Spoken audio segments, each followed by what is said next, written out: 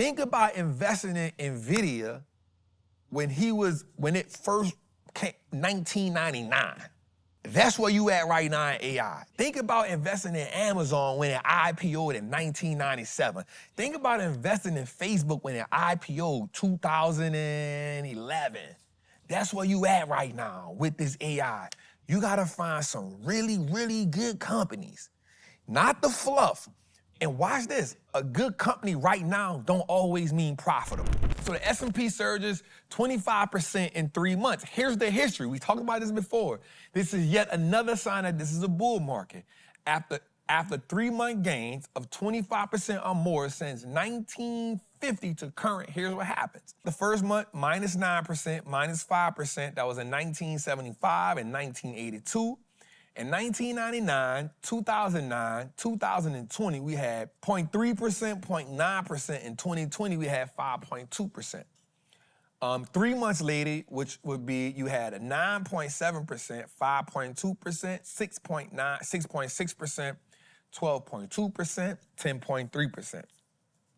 6 months after that, you had 1.6% in 1975.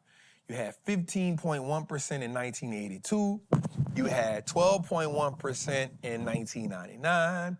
You had 20.8% in 2009, 19.5% in 2025. And 1 year later, you got 17%, 19%, 12%, 18%, and last time in 2020, you had 38.5%. On average, minus 2%, 0.2%, median 0.3%, and 60% of the time it was positive. From 3 months, 6 months, and 12 months, you had 100% chance of being positive after roaring up 25% in a 3-month time span. That's insane. So we had this talk before. And my question, and I guess my statement to you all is, and I said is like, we done ran so much in short period of time, the market has to cool off a little bit. And that's why I'm not, I ain't trying to be super aggressive, but I'm just like trying to just like, all right, let's just try to pick our spots. You know what I'm saying? But this is just, this is different. This is different. Let's go a little further, man. All right, so the best performance. So now that we're in the second half of the year, let's think about it. Best performing S&P companies and NASDAQ was both Palantir. S&P, you had NRG, gave us 80%. Zscaler, which is one I told them the day I'm looking at. STX, Seagate Technology, 65%. Melly, y'all know we like that one in the NASDAQ. It says it's supposed to be like that. China, Mexican Amazon or something like that, you hear me? Spanish Amazon, I don't know. HWM, that was a lottery pick a while back. 69%. MU, 49% in the NASDAQ. Super Micro, I don't know, I always just stayed away from that company, dog. Ever since the bad numbers situation, I just stayed away from it, you hear me? And CrowdStrike, man, there we go. So I like it, man. Let's go a little further. Put in the chat, what was your favorite company going into the first half of the year? Let's talk about it. Let's go a little further, man. Worst performing was Deckers, United Healthcare, Lululemon, Enphase, Edison, NASDAQ, Trade Desk, Lululemon, Marvell, Regeneron, Apple. I'm interested to see how Apple get out of this situation, bro. One, they gotta buy Perplexity. They gotta buy Perplexity. It's the only way they're gonna be able to compete. They gotta buy that AI. Tim Cook, you know you under pressure when the people start talking about firing you. Speaking of firing, why is Donald Trump talking about firing the Fed? Bro, that ain't your job, bro. Bro, what we doing here? What are we doing here, man? What are we doing here? Bro, you can't fire that man, though.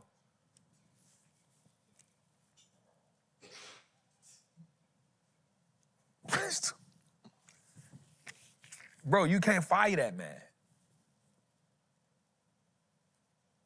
And he putting pressure, too. Cut the rates now. cut the rates now. Boy, I saw that inflation go up today. I said, oh, Lord. I saw that inflation rise up a little bit today. I said, oh, we're going to hit this all day today. And sure enough, all day. Cut the rates now. I called him too slow Powell. He got, bro, I ain't never seen this before, bro. Never in my life have I seen this before, bro. I just got to laugh at it because that ain't my business, bro. That ain't my business. I'm in the Patreon, bro. I ain't my business. Bro, somebody said he decide everything is his job. You know what? You sure is right. Everything is his job, bro. Bro is like, cut the rate now. Cut him. I'ma fire him. Then he went so far as to putting candidates. Like, how you get candidates? You can't fire that dude, bro. That's not your job. Anyway, so here's what inflation is, man. Household energy, auto insurance, housing, restaurant meals, rental cars, rent, earnings, personal care, used cars, groceries, college tuition, recreation, pets and pet care, alcohol, furniture. I be damn, that inflation higher than that in furniture because they trying to knock my socks off. Every time somebody try to give me something, they say, you know the tariffs, man, I'm going to get it myself. Toys, appliances. You know what Donald Trump said? Donald Trump said the kid don't need 5 and 6 dolls. They need 2. That's what he said. Your kid don't need 12 dolls. They need 2. That's what he said. The 2 dolls, the American dolls, be $100. He said your kid don't need 12. They need 2.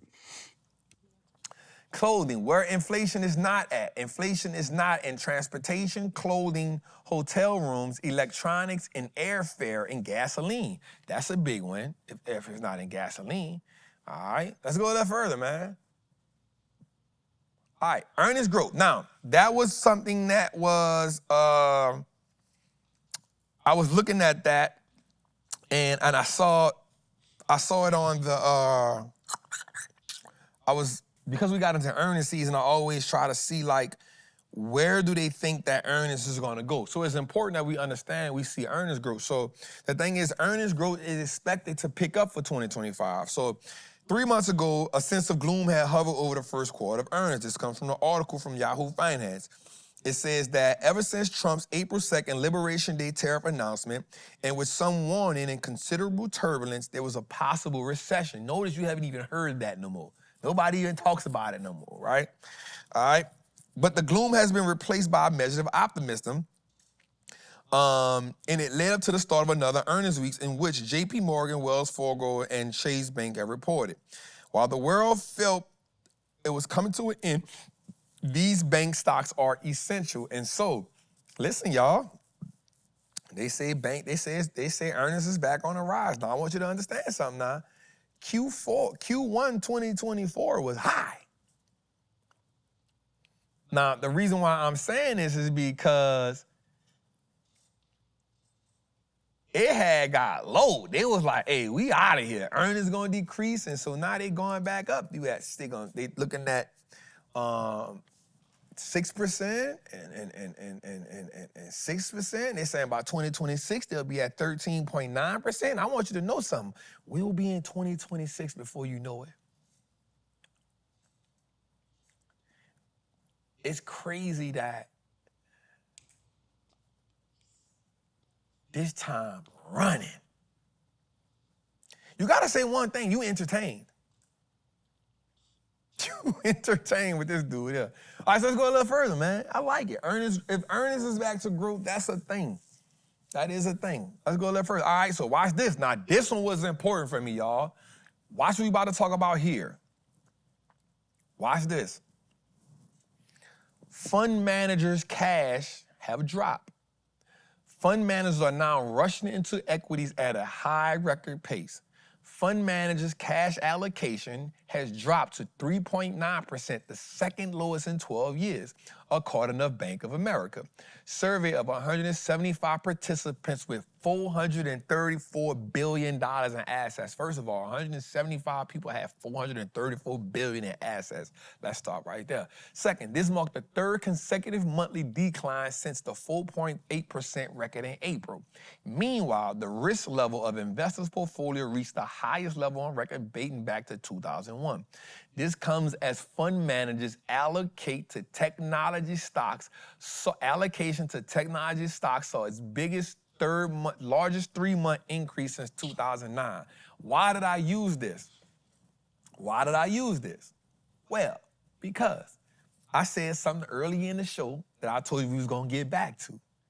And what that was is, we saw what was up. NVIDIA, we saw it, and we saw the mess of the market down. And so when I saw this, there we go. And we saw NVIDIA, Microsoft, Oracle, AVGO, AMD, not everything, but we see where it's heavy at. LRCX, that's a company that Land Research. I got my eye on them too, right? And the reason why I'm saying this to y'all is because of this. If we saw calls up, we saw greed going, and we see that the fund managers are taking money off the sideline and deploying it, we see where it's going.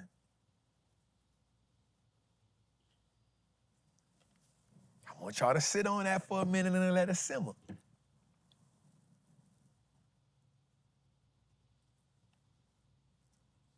We see where it's going. Yep, and that C is Citibank. So let's go a little further. Let's go a little further into this because this is interesting, right? Here we go. Hedge fund performance. So you have 1, 2, 3. Here's some hedge funds performances. This going into the first half. 18%, 17%, 15, 13, 12, 11. You see, and this is important because you see where they piling their money at. Now you see people at the bottom, Millennium, Brave and Howard Master Fund. All of these people are negative, right? But if you look at this 5% and up, these are people that are beating the market, with the market, because they're piling their money somewhere. And we see where they piling their money at. Okay, somebody said they're not understanding. Let's make it clear. If hedge funds are taking their money off the sideline and putting it into the market, but you see the whole market ain't lighting up, you see a certain section of the market lighting up, it shows you where hedge funds are dumping their money at. And if you go back to the last screen, it says the largest inflow of money has gone, this is the third largest inflow into tech since 2011. It's showing that they going right back to what got them here. They're going right back to Old Faithful. And Old Faithful is something that I've been saying for a long time. The market does not run if tech don't run. So this is why I never buy into the trap you beating the hedge funds, my boy. Thank you, family. I appreciate you, right? But what we got to realize is this. And I've been saying this for a long time. I never buy into when them people start saying the market is shifting out of tech, and that just means tech about to be on sale because the market don't move without tech. The market don't move without tech. So let me give you a cheat code right here. I'm about to give you a cheat code. If you're in a Patreon, you notice that 80% of our plays is gonna be tech plays.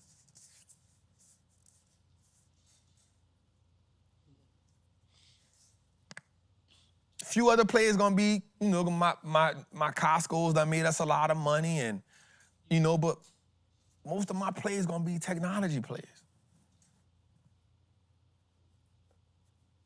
Because that's where your runners come from.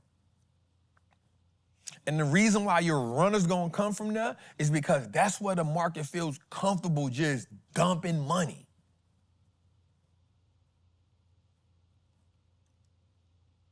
That's where they feel comfortable dumping money at. So like 80, and then I got a couple other, you're gonna see a bank play because that's the second place. And it's gonna be strategic banks. It's gonna be Goldman Sachs. It's gonna be a financial play like IBKR. It's gonna be a Visa. Last year we made a ton of money on American Express. 3,500 in the chat. Right? So strategically, 80% of my money gonna go to tech plays. And here, I'm gonna be honest with you, I can live and die with that. Because every market rally that we've seen for the market outpacing, it's been because tech has been pushing. Now I'm gonna go further with you right here. Lieutenant Casey said something in our Trappers Anonymous meeting Sunday about megatrends. Megatrend, and it was a good, man, I gotta post that in that group tomorrow too, in the Trappers Anonymous group. When you see the world shifting, understand the market is shifting that way too. Because the market is telling us where the world is going. Oh my God. Listen, y'all. Listen. The market is gonna always tell us where the world going. And here's why. Because the market gonna put money behind if you wanna know where the world going, look at the market. The market told us we was going to tech the .com bubble. The market told us that. The market told us .com was the way. But what happens is when something becomes the way, then you're gonna get a lot of things that's gonna start, what you call the word here, saturating that. The market gonna blow up into a bubble, and then everything that was saturated gonna wipe out, and then only the strong gonna stand still, and that is the way we going at. If you looked at it, watch this. When the market went to oil and gas, that was the way. So railroads, oil and gas, that's what moved the market. And then you had an era where Walmart and you had these super retailers that was the way of the market. Then technology came early in it. They ain't doing the internet. What is that internet? I ain't worried about no internet.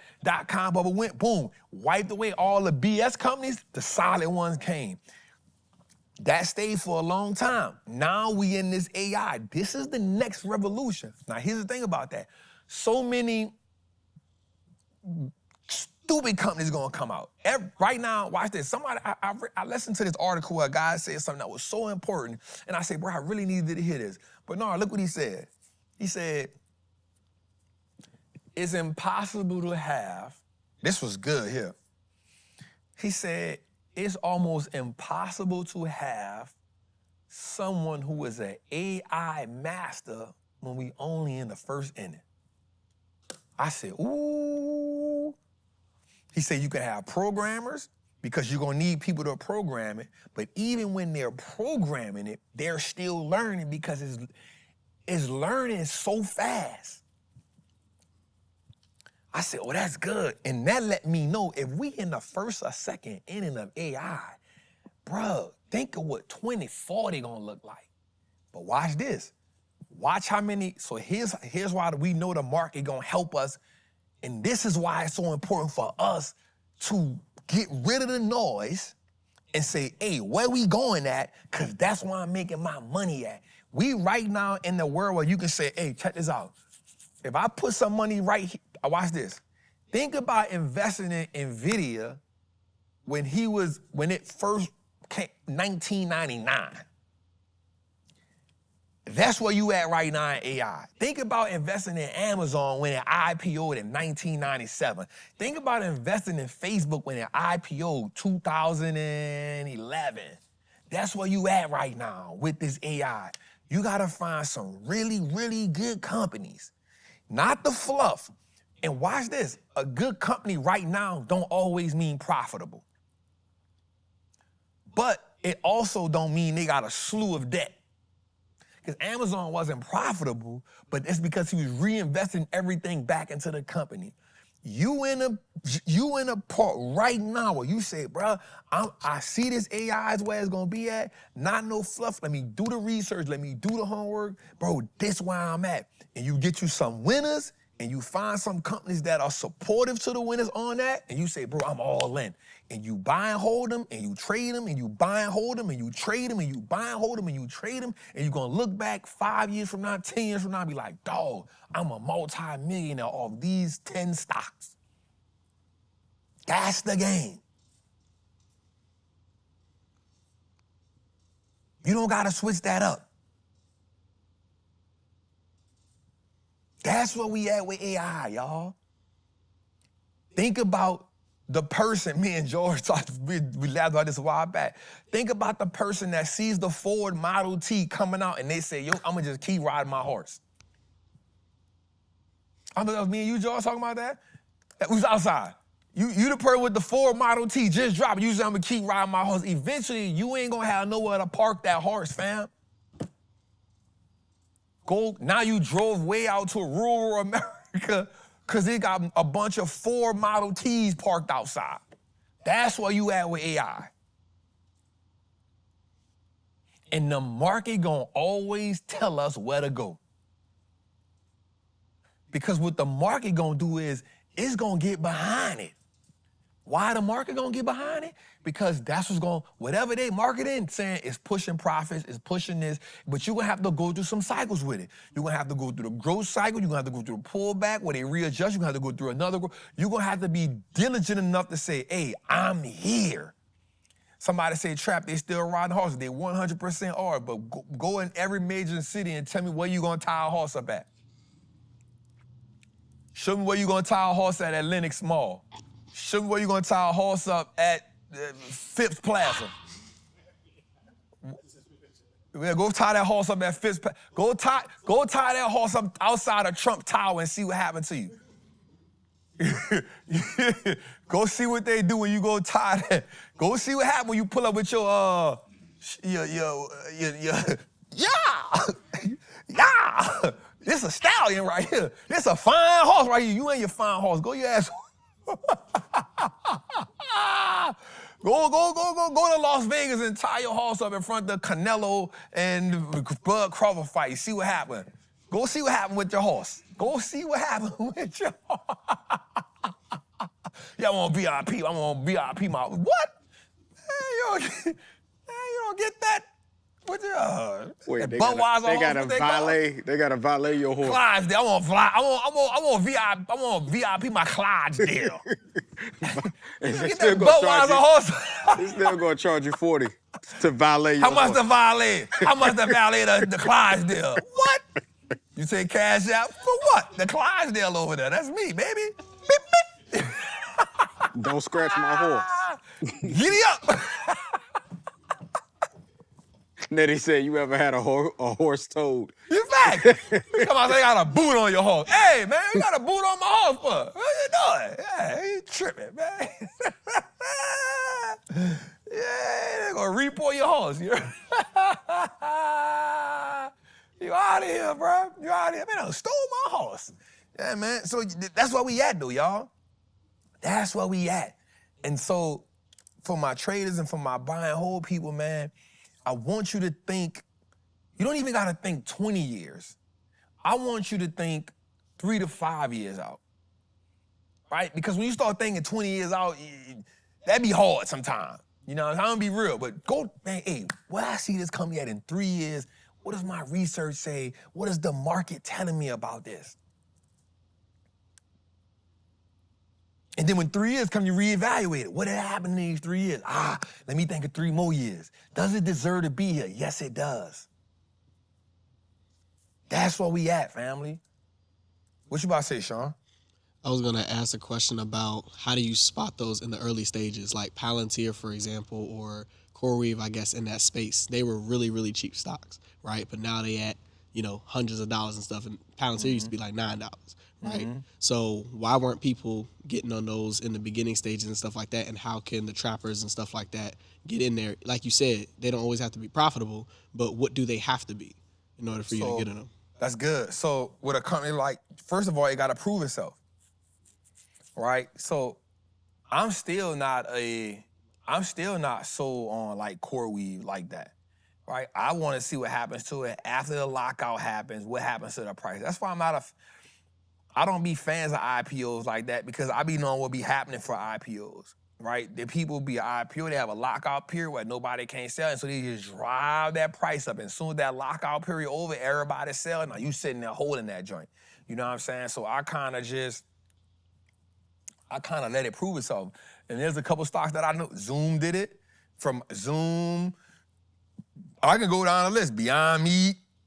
You know what I'm saying? We can go down a list of stocks that during that lockout period, there was Peloton, Soon as that lockout period over, now you like, damn, yeah. Man, I'm straight.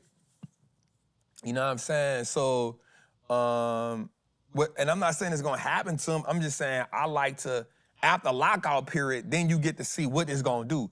Cause big dogs run stocks up for lockout period so they can boost their money up because their money locked up for a year or whatever. So they want to be able to exit it at the highest price possible because they got it in at a cheap price before it IPO'd. Right? So they got it at a super cheap price. So you got to think about it. Let's say I get into a company, like think about somebody getting in, think about somebody having to make a $200,000 investment in Uber. Think about Jay. Make a $1 million, whatever investment in Uber or Lyft before he IPO, then he exited when it was $40-something. Bro, you know how much money he made off that? Right, so that's what be happening. So you be in the companies and then you in them until once you lock out, once that lockout period, you can sell, you want that thing, you want to keep pushing that. So that's what banks be doing. They be pushing it. And after that lockout period, you just watch that thing fall. So what I want to see a company doing is, I always say I wait at least 4 to 6 quarters after a company IPO to see if I'm gonna add it to my portfolio.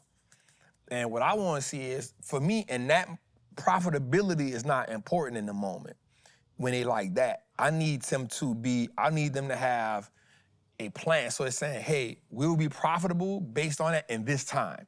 It can be 5 years. 5 years we'll be profitable. Cool. What are we doing to get the profitability now?